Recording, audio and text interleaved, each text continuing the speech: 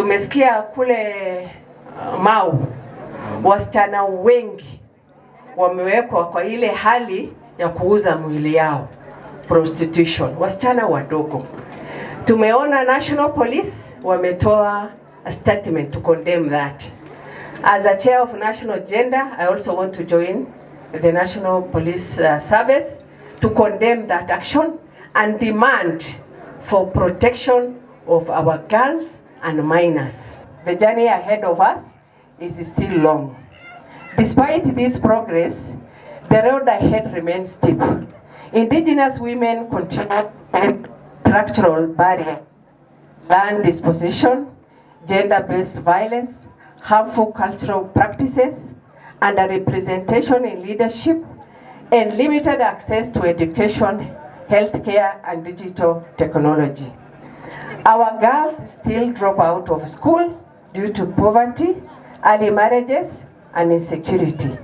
Our community are often last to be consulted and the first to be displaced in the name of development. Our courage must now drive collective action. So what do we do in the next decade? Now we are celebrating 10 years. What is our way forward?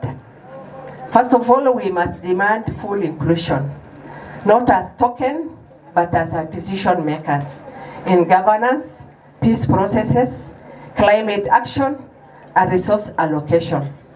We must invest in Indigenous girls, their education, their mentorship, and their dreams. Kazi mzuri, Indigenous women mnafanya kazi mzuri. Sisi tutawasupport, nyinyi pia mtusupport ili tuweze kufikishana mahali penye inahitajika.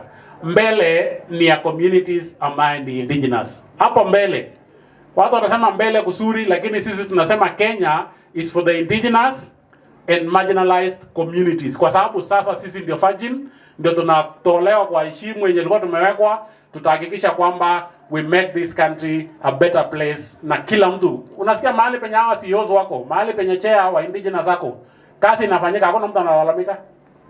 I've done that research.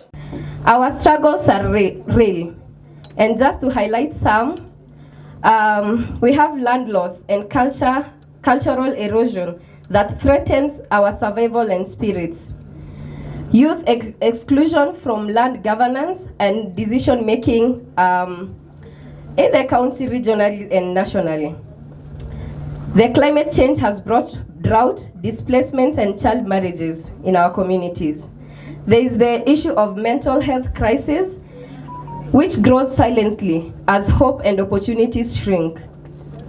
We demand inclusion and action of the youth representation in land committees, conservation planning, and leadership. We ask our donors to help us and give us direct funding for youth-led climate change programs and also livelihood solutions.